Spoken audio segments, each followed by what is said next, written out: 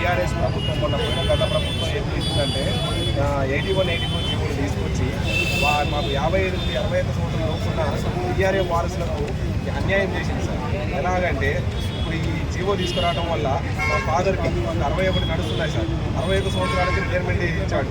ఇప్పుడు మాకు ఫాదర్కి ఒక నెలే ఉన్నది సార్. ఈ నెల ఉద్యోగం ఈ నెల జీతం తీసుకొని మీరు రోడ్డున పడాల్సిన పరిస్థితి వచ్చింది సార్.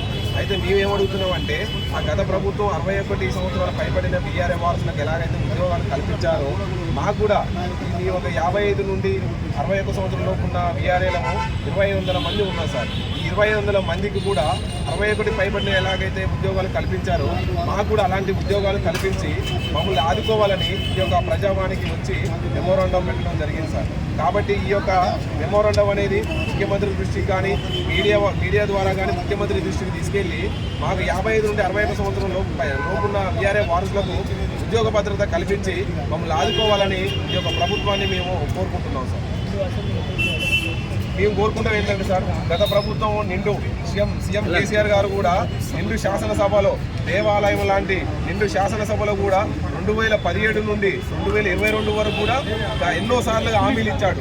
మీకు 50 సంవత్సరాల పైబడిన వీఆర్ఏ వారసులకు ఉద్యోగాలు కల్పిస్తున్నారు.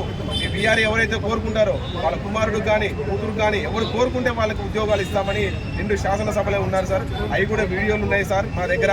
అయితే మేము అనుకున్నామంటే 80 రోజులు టెంట్ల కింద కూర్చొని 80 రోజులు టెంట్ల కింద కూర్చొని ఊటకు లేకుండా తిండి లేకుండా 80 రోజులు కూర్చొని మాకు న్యాయం చేస్తాడు అన్నట్టుగా మేము ఆ ప్రభుత్వాన్ని ఎంతో ఆశలు పడుకున్నాం సార్. కానీ ఆ 81-84 జీవోలు తీసుకొచ్చి మమ్మల్ని రోడ్డున పడేశాడు సార్.